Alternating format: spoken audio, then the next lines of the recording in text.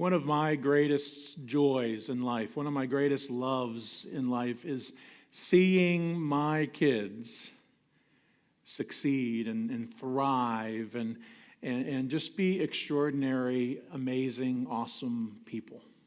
I don't know how you feel. I would assume that sentiment rings true for you as well. I mean, just to sit and watch them be great people is a gift to me.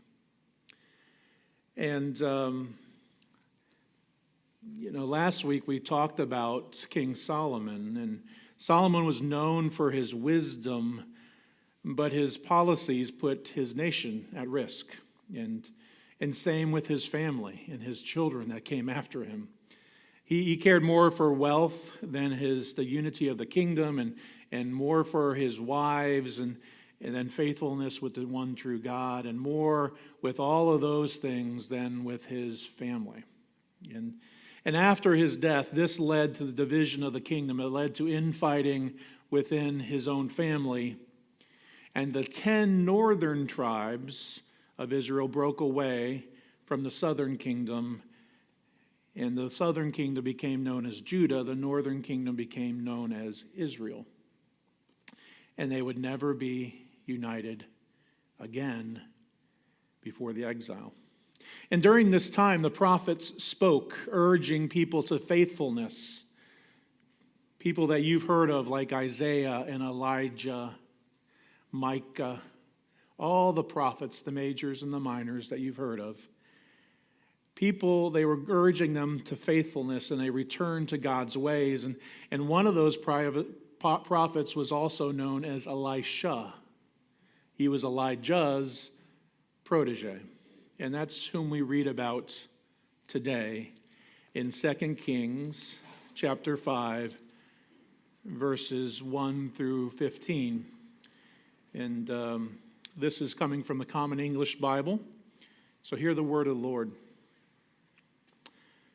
Naaman, a general for the king of Aram, was a great man and highly regarded by his master, because through him the Lord had given victory to Aram. And this man was a mighty warrior, but he had a skin disease. Now, Aramean raiding parties had gone out and captured a young girl from the land of Israel, and she served Naaman's wife.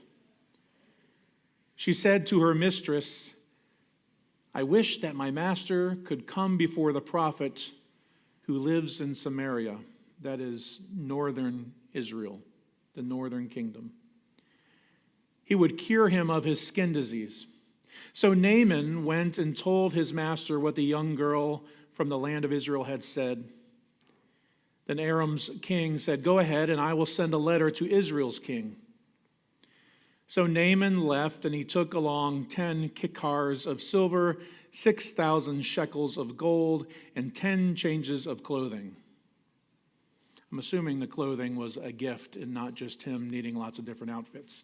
But he brought the letter to Israel's king. It read, "Along with this letter, I'm sending you my servant Naaman, so you can cure him of his skin disease."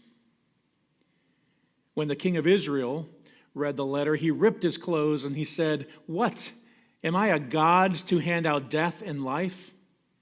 But this king writes to me, asking me to cure someone of his skin disease?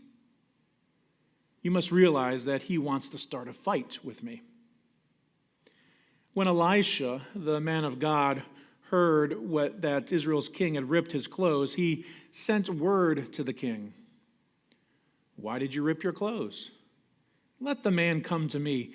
Then he'll know that there's a prophet in Israel." Naaman arrived with his horses and chariots. He stopped at the door of Elisha's house. Elisha sent out a messenger who said, "Go and wash 7 times in the Jordan River, and then your skin will be restored and become clean." But Naaman went away in anger. He said, "I thought for sure he would come out and stand and call on the name of his God, wave his hand over the bad spot and cure my skin disease." Aren't there rivers in Damascus, the Abana and the Pharpar, better than Israel's waters? Couldn't I wash in them and get clean?" So he turned away and proceeded to leave in anger. Naaman's servants came up to him and spoke to him, "Our father, if the prophet had told you to do something difficult, wouldn't you have done it? All he said to you was, 'Wash and become clean.'" So Naaman went down and bathed in the Jordan 7 times, just as the man of God had said. His skin was restored like that of a young boy, and he became clean. He returned to the man of God with all his attendants. He came and stood before Elisha, saying, "Now I know for certain there's no God anywhere on earth except in Israel." Additionally, he said, "Please accept a gift from your servant." Friends, this is the word of God for the world. Thanks be to God.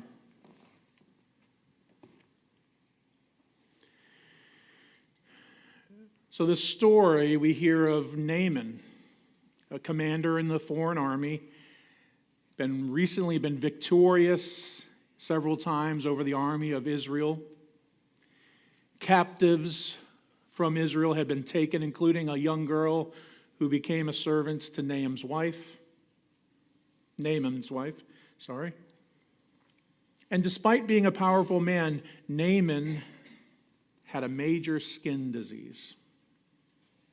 He had been unable to find any help anywhere for this disease.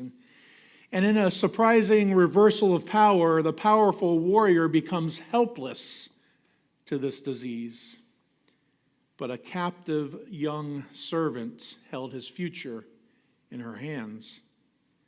And instead of withholding this information from her captor, this young girl shared what she knew.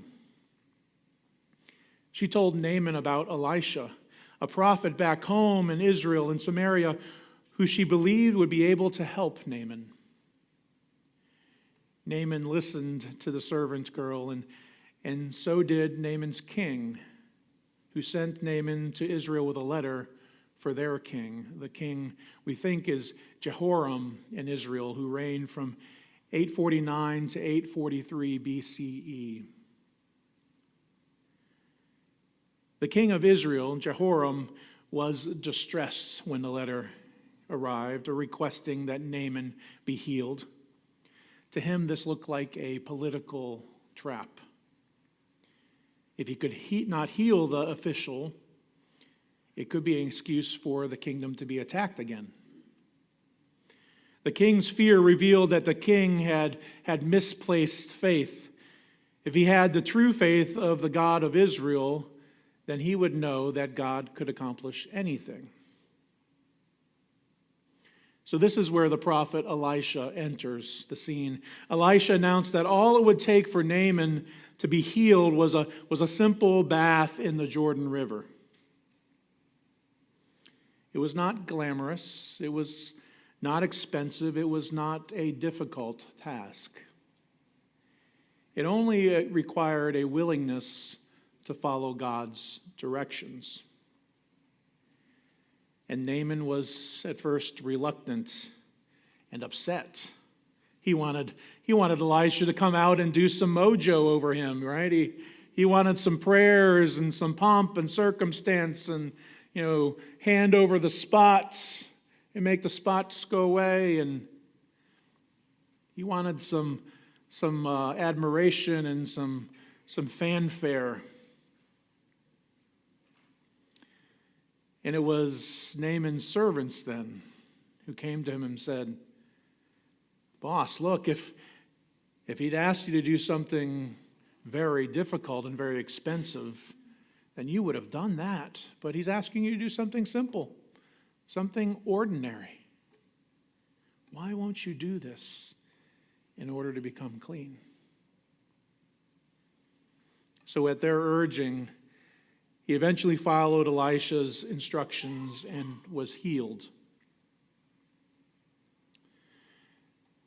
Now, there's several things for us to learn and think about in regards to faithfully living into God's promise. That's what we've been talking about these last several weeks, is faithfully living into God's promises. We've looked at these stories of men and women and communities who've at times lived very faithfully into those promises and at times have failed dramatically.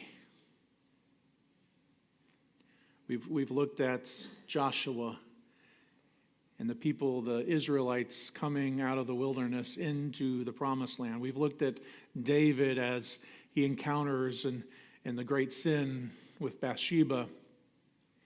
We looked at Solomon and Solomon's life and call for wisdom, but then his fall with wealth and prestige. And then coming weeks, you're going to look at some of the prophets, Micah and Habakkuk, and how they led the people of Israel faithfully living into God's promises. So there's several things that we could learn here from this story with Naaman and Elisha and the king of Israel and the king of Aram. We could talk about and we could learn about who God chooses to heal and when God chooses to heal.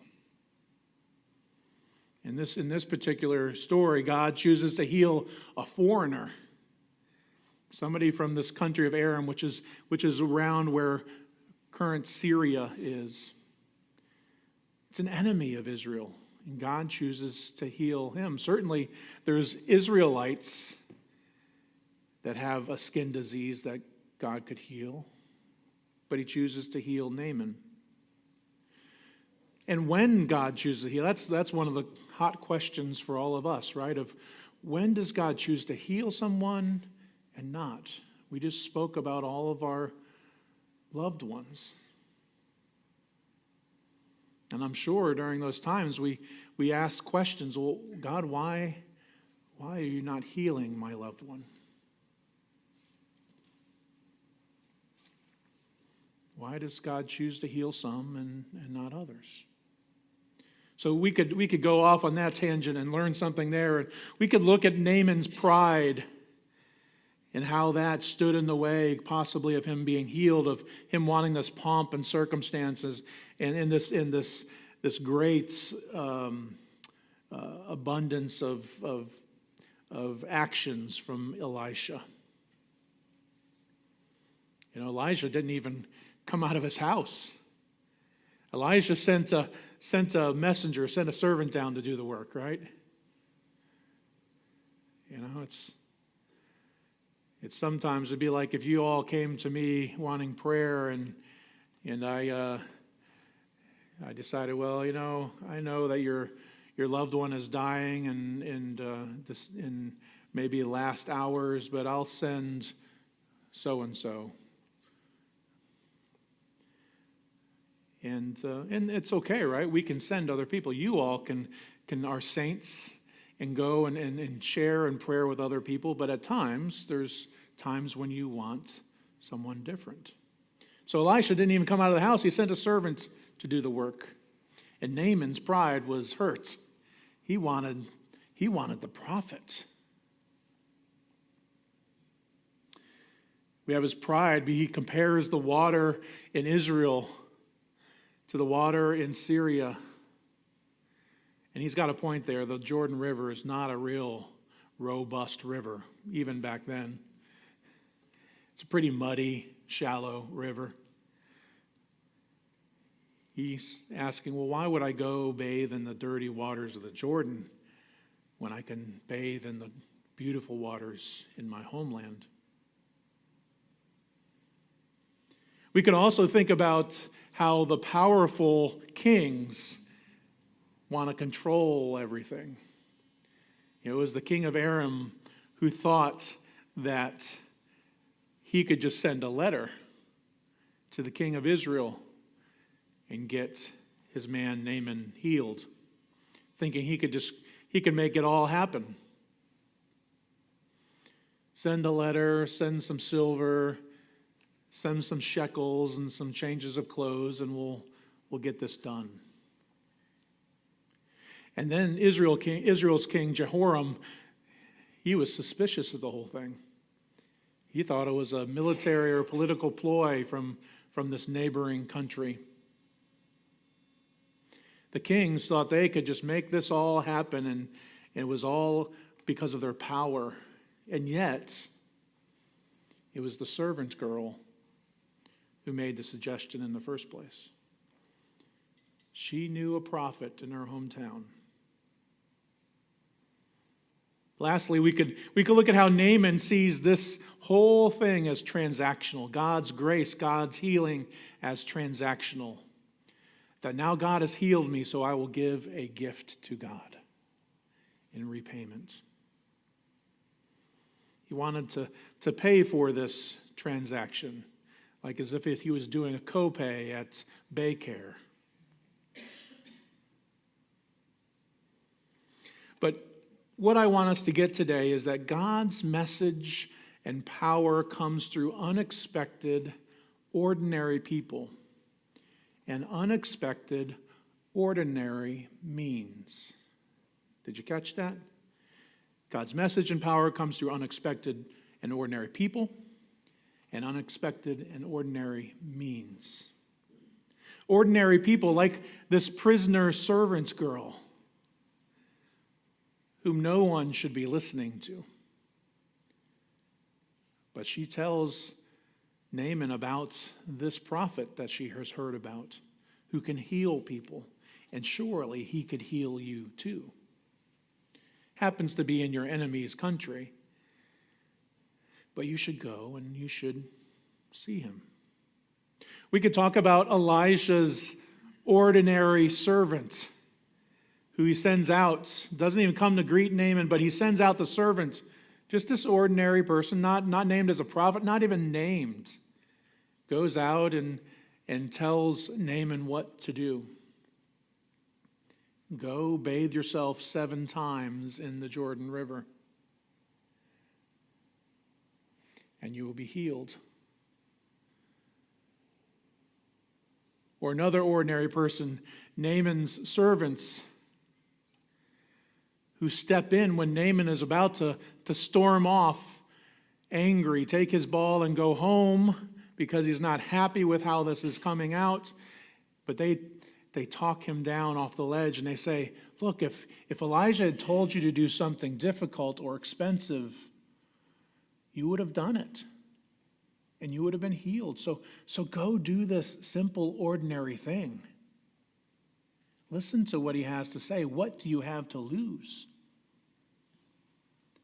So God works through ordinary, simple, unexpected people like the servant girl, the prisoner, the Elisha's servant, and Naaman's servants.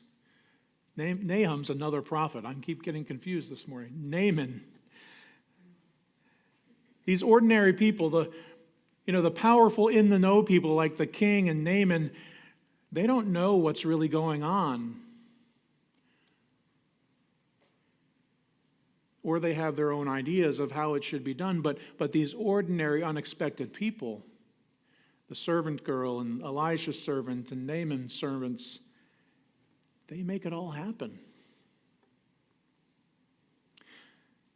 So God's message and power comes through unexpected, ordinary people and unexpected, ordinary means. There's no big prayers. There's no big kind of service and music and message that comes from Elijah. He sends out a servant and says, go bathe in the Jordan River. There's no pomp and circumstance. Elijah doesn't come out and wave his hands or do any special moves. He just sends them to the river. Simple, ordinary means. God works in the simple, regular things of life. You see, God has more concern with our internal motivations and our faith rather than our showy outward signs. Doesn't take all kinds of prayers with big words and screens and lights and smoke machines and all that kind of stuff. It takes simple, regular things in life. It takes our heart, right? We looked last couple weeks ago at David, a man after God's own heart, and we are to be people after God's own heart, meaning that when we recognize that we're apart from God, that our heart is open and moldable enough to recognize that and to confess our sin and to come back to God. God is more concerned with our internal motivations and our faith rather than showy outward signs. And the intention of this passage is to remind us that God often shows up and answers requests in unexpected ways, especially in small ways that often contradict our grandiose expectations. We come wanting to see something magnificent happen. We think it takes something special and extraordinary, but it just takes our faithfulness to come. It's a faith that is simple and yet profound. It's ordinary yet extraordinary. It's special and unique, yet abundant and available to all. God's message and power comes through unexpected, ordinary people and unexpected, ordinary means for all of us.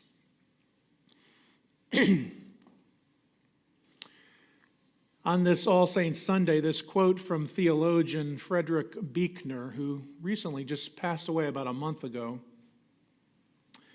He wrote this in The Sacred Journey, and it seems very appropriate for today. It is not just the saints of the church that we should remember in our prayers, but all the foolish ones and wise ones,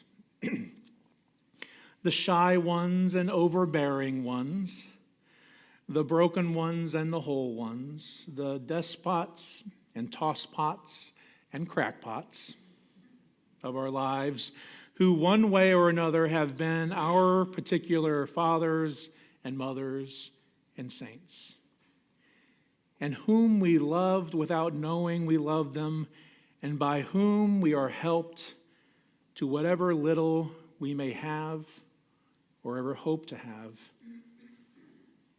of some kind of seedy sainthood of our own. These saints we named a few minutes ago are unexpected, ordinary people that we came across in our lives who did mighty things in our lives, who blessed us in amazing ways. Sometimes they had pomp and circumstance and they had grandiose ways, but many times it was unexpected and ordinary, simple things that they did that had the most impact on our faith journey. And that's how God continues to work today, thousands of years later. God's message and power comes through unexpected and ordinary people and unexpected and ordinary means. Amen.